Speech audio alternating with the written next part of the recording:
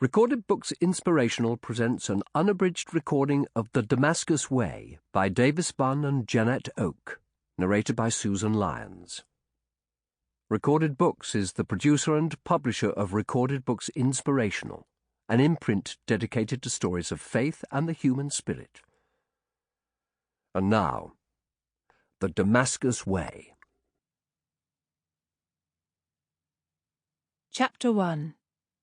Tiberias, circa AD 40. The late afternoon sun bore down with such intensity that little shivers of heat rose from the brown earth. Overhead, not a cloud floated against the blue of the sky, nor a whisper of breeze stirred the leaves of the olive trees. Julia strode down the well-worn path toward the compound's outer gate, her thoughts intent upon the morrow. Her father had only just returned, yet on the next dawn she would say goodbye. Again. A sigh of frustration escaped her lips. Why was it always this way? Julia lived in anticipation of her father's homecomings. The pleasure in his eyes at the sight of her lingered long after the farewell, when once more he took to the road.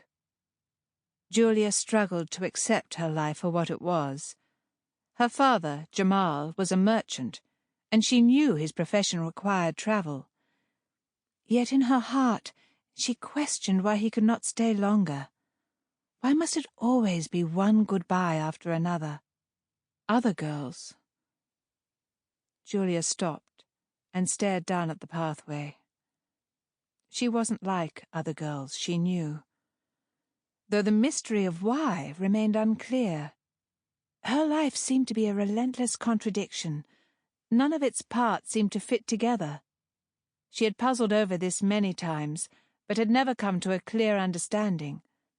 And her mother never spoke of it, though Julia was certain she felt it too. For some strange reason Julia couldn't fathom, they weren't a part of the Tiberias community.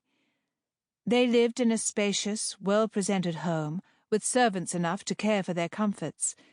Yet no guests came to their home. None invited them to theirs. Her mother spent most hours in her favorite rooms or in the central garden. She touched appreciatively the beautiful gowns Jamal brought, but while he was gone, they hung unattended.